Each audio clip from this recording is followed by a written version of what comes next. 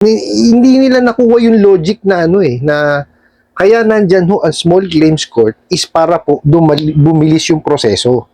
Ngayon, kung lagi na lang silang magsasampa ng small claims every time may mag-pass due, no, without them doing yung proper collection process, ay matatabunan ng korte natin. May nagtanong sa akin, "Good PM Boss Rai, may utang po ako sa..." Tumawag po sila sa akin ngayon. Sabi nila, sa court na lang daw ako mag-explain kasi magpa-file sila ng small claims. Kasi overdue na po ako ng 2 months. Ano po dapat kong gawin? Kasi papadala na daw ako ng subpoena. Ano po ba yun? Di ko na maisip kasi na-stress na talaga ako. Sana po matulungan niyo ako. Alright. Maraming salamat po sa panibagong katanungan na ipinadala po sa akin. Pero bago natin siya sagutin, imbitahan ko muna sana kayo na pakisuportahan po yung aking mga social media accounts sa YouTube, Facebook, and TikTok. Alright. Una po, no, pakalmahin nyo muna yung sarili nyo. Huwag ho kayo magpaka-stress. No? Kasi yan ho talaga ang layunin or yung talaga ang gusto mangyari itong mga abusadong online lending apps na to, yung ma-stress kayo. Kaya nga ho kayo hinaharas niyan, tinatakot, tsaka sinasalbahin yung mga yan di ba? Kaya wag ho kayo magpaka-stress, no? Doon ho sa katanungan ninyo, no, na ano yung subpoena. Yung subpoena ho kasi is imbitasyon ho yan. Okay? Ang tanong ho, saan ho kayo iimbitahan? Kasi sa small claims, notice of hearing po ang pinadadala. Ano po? Kaya nakakapagtaka ho bakit subpoena ho ang sinasabi ho nila dito, no? Medyo naguluhan ho ako dun sa sa tanong. So, ibig sabihin ho talaga walang alam sa batas itong mga online lending apps na to, mga abusado na to, di ba? Kasi ganito ho yan, no? Sino ho ba ang magpapadala sa inyo ng subpoena? Okay, kasi contradicting ho Kasi ang pinakamadaling lang naman ho yung sa subpoena, imbitasyon ho yan. Okay? Sino ho mag-iimbita sa inyo? Di ba? Kasi ang small claims court po, no? Yes, mag-iimbita sila, pero notice of hearing. Hindi ho subpoena. Okay po? Para ho maliwanag sa inyo, no? Pero wala naman ng problema yun kung imbitahan ho kayo Di po ba? As long as po, no, na nasunod po yung proseso muna. No? Kasi ganito po, no? Bago ho kasi sila makapagsampa ng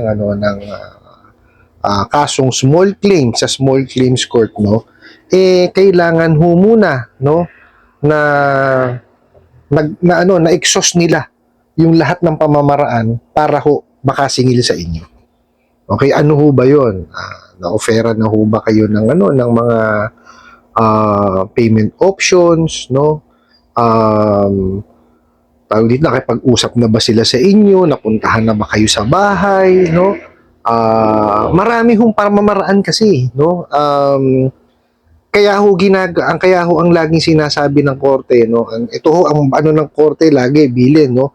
Bago nyo dalhin sa amin, no? Sa utang to, bago nyo dalhin sa amin, gawin nyo muna ng paraan, no? Kumbaga lahat ho muna ng paraan sa paniningil, gawin nyo muna, no? Bakit ho ginawa ng korte 'yon? Kasi kung every time po na may papass due, no? Kagaya ho nung sa inyo, sabi nyo ho, 2 months. Kung may pagpapasyo na magpapasyo, dadalhin ho sa small claims court, matatabunan ng yan, ng kaso na small claims ang korte natin. Kaya nga ho pinadali ng Supreme Court yan Di po ba? Kaya ho pinadali ng Supreme Court yung proseso ng ng small claims. Kaya ho nilagay yan dyan para mabilis po, no, yung desisyon. Kung lahat na lang ho ng utang, no, na let's say hindi ho kayo nakabayad, dadalhin sa small claims court, matatambakan ho na matatambakan yan. Paano ho makakamove on yung mga natin, judge natin? Di ba? Hindi nila nakuha yung logic na na kaya nandyan ho ang small claims court is para po bumilis yung proseso. Ngayon, kung lagi na lang silang magsasampa ng small claims every time may mag-pass due, no, without them doing yung proper collection process, ay matatabunan ng korte natin. Oh, hindi yun nila tatanggapin yan. Ano yan, pupusta ko sa inyong totoo yan, hindi yan tatanggapin. Kasi may proseso dapat. Isa ko kasi sa requirement ng pagsasampa ng kasong small claims is yung demand letter. No? Nasa huling proseso yun, yung pagpapadala ho ng demand letter. No? Kasi ito ho ang kaibahan ho kasi ng mga online lending apps, no? Diyan sa mga traditional lending financing at bank. Okay. Ito ho kasi mga online lending apps na to, no? Wala talagang proseso. Biruin nyo nga ho, magpapahiram, hindi nyo alam. Pinadalan na kayo sa e-wallet nyo. Di po ba? Hindi nyo rin alam, no, kung maggaano kalaki yung interest nila, no? Gaano kalaki yung kinaltas nila sa inyo, no? Or gaano yung amortization ninyo, kailan kayo walang ganun.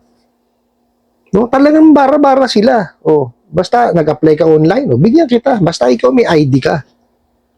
Di ho ba? Unlike ho dun sa mga lending, no, ng lending, financing at bangko, no, na meron din namang online presence kasi may mga online presence din naman ho yung mga yan eh. I-check niyo sa sa SEC, no, sa website ng SEC, no, kung sino po yung mga or kung anong lending company, financing company or mga bangko na may mga online presence. 140 companies po yan. Okay? Pag sinabi ho kasing may online presence, ano ho yan? Ang hanapin nyo po is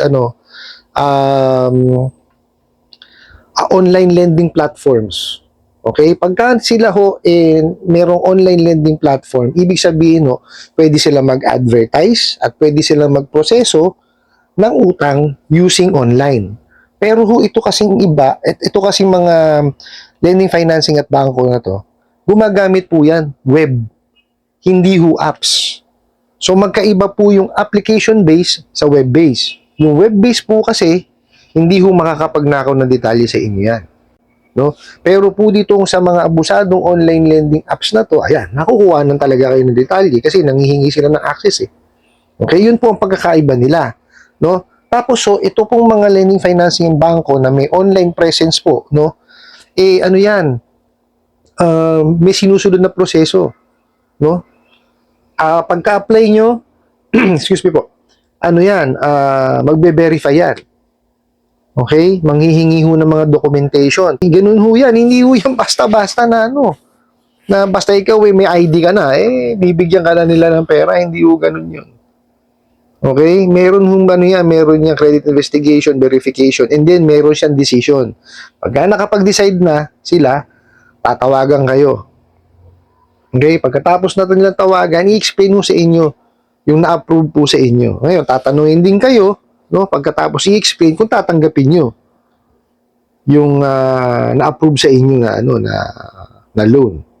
Pagka inokayan nyo, it's either ho yan digital signature or di kaya yung electronic signature. Okay? Kasi pagka sinabing meron yan yung click to accept, tsaka po yung meron silang yung sa cellphone nyo, pipirma kayo. So yun po yung electric signature tsaka digital signature. Okay po? Magkaiba po yung dalawa na yon ha. Iba po yung digital sa electronic. Okay? Meron po yung click to accept. I-click nyo lang siya. Pirma nyo na yon. Tsaka po yung sa cellphone po ninyo, doon kayo susulat ng pirma nyo. Okay po? So yun yung mga Hindi kagaya ho dito sa mga online lending apps na abusado. Sa simula pa lang, may click to accept na. Paano mo maiintindihan yung yung inutang mo? Hindi naman nila in-explain, di ba? Yun ho ang pagkakaiba niya. Ngayon, balik ko tayo dun sa sa sinasabi hong subpoena.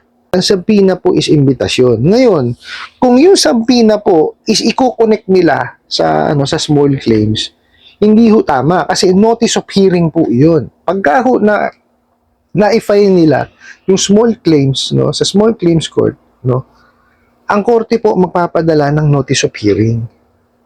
Hindi ho subpoena. Okay po, para ho maliwanag, no? Ngayon, for the sake of argument, let's say mayroon subpoena. O di puntahan nyo, no? Kaya lang ang proper way of receiving a subpoena po is ano yan, meron ho maghahatid sa inyo. No, hindi ho sila ang maghahatid niyan, may maghahatid ho sa inyo niyan. Hindi ho yung mismong OLA magpapadala niyan. No, hindi ho sila. May mga tamang tao po ang magpapadala sa inyo niyan. Okay, tsaka hindi yun yung marireceive sa email yan. Kalokohan ho yun. Okay po? So, pag di puntahan nyo. Wala naman ng problema kasi invitation lang naman ho yun eh. Di po ba? Pero pagdating po sa small claims kasi, kailangan ho yan notice of hearing. Okay. Bago ho makarating doon sa notice of hearing na yun, no, dapat ho muna maipresenta muna nila sa small claims court na na-exhaust nila o nagawa nila lahat, no, ng kanilang kakayanan na kayo ay masingil. Okay po? Dapat yan, may mga offers or whatever. No, kasi depende ho sa kumpanya yun eh. Kung ano ho yung collection cycle nila eh. Yung collection process nila eh. No? Ngayon, sa huli ho, dapat yan may demand letter. Kasi kasama ho yun doon sa ipipresenta nila sa small claims court. Isa ho yun sa ebidensya eh. Di po ba? Bukod ho doon sa pagpapatunay na kayo ay may utang sa kanila, ngayon may pagpapatunay din po na ginawa nila yung effort nila na masingil kayo. Ganun ho yun, no?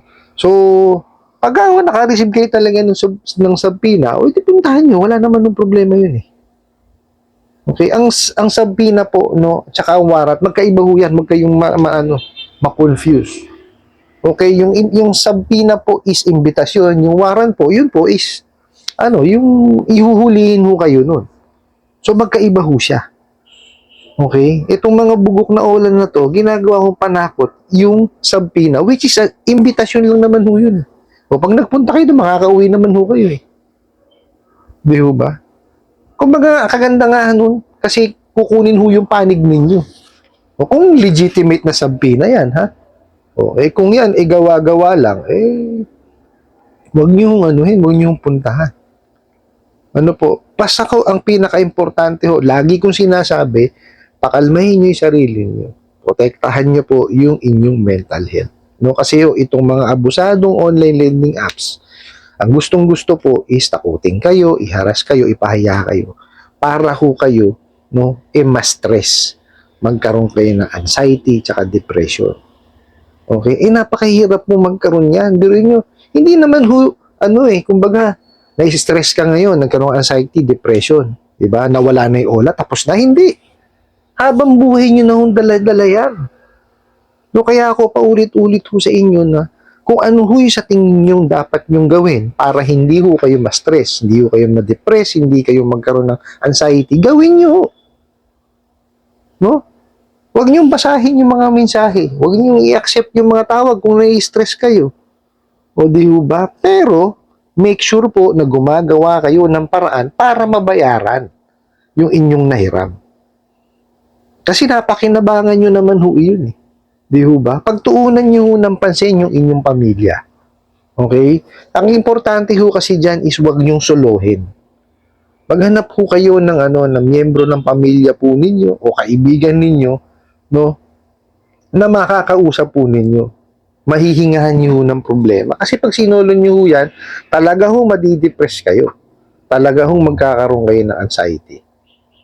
No, huwag niyo hong susuloy. Huwag ho kayong matakot na humingi ng tulong sa miyembro ng pamilya ninyo o sa kaibigan po ninyo. No, kasi kailangan niyo ho ng tulong eh. Di ba? Kasi pag sinolo niyo ho yan, ayan, talagang maaaning ho kayo. No, huwag niyo susuluhin. Kayo sa mga yung miyembro ng pamilya ninyo. No, kasi pag sinolo niyo yan, paulit-ulit sasabihin ko sa inyo, talagang maaaning kayo. Kung magkakaroon kayo ng depression at anxiety, ingatan niyo yung inyong isipan. No? Yung kagaya sinabi ko sa inyo, concentrate kayo sa pamilya ninyo. Kung ano ho yung daily nyo, na ginagawa nyo, gawin nyo. Huwag mo kayong magpa-apekto dyan sa mga abusadong online lending apps na yan. So, I'm not saying ho na huwag nyo silang bayaran. Ang sinabi ko lang ho, huwag nyo silang intindihin, no, para ho hindi ho maapektuhan ng inyong isipan. No? Kasi while doing na hindi nyo sila pinapansin, kayo naman ho gumagawa ng paraan para sila'y mabayaran. Mag-ipon ho kayo. Di ho ba? Pagka kayo nakaranas ng harassment, pananakot, tsaka pamamahiya dyan sa mga abusadong online lending apps na yan, ay bayaran nyo na lang kung ano yung inyong amount due. Pag-ipunan nyo po. Huwag ho kayo magbabayad ng partial kasi ho, wala hong mapupuntahan yan. No? So let's say nga, kagaya nung sinasabi ko kanina, merong nahiram kayo na 5,000. Kung may interest na 500 yun, 5,500, yun na lang ang bayaran nyo. No? Itabi nyo ho yung pinagbayaran po ninyo. I-screenshot nyo or picturean po ninyo, padala nyo sa kanila, bayad na kamo. Huwag nyo na akong buligligin. Ngayon, pagka natapos yun na lahat ng utang ninyo sa mga online lending apps na yan, magpalit na ho kayo ng SIM card. Ano po, pero abisuhan nyo ho muna yung inyong mga nasa contact list kasi nanakaw nila yun eh. Di ba? So, bubuligligin nila yun. So, sabihan nyo na, unahan nyo na ho na pasensya na kayo kung matatawagan kayo o natawagan na kayo o na-message kayo itong mga abusadong online lending apps na to kasi nangailangan ho ako. Eh, hindi ko naman ho kamo alam na ganun pala silang magtrabaho. No? Hindi, wala naman hong ano yun. Kumbaga, walang problema yun. No? Mas mainam pa ho, pinaalam nyo sa kanila. No, agad.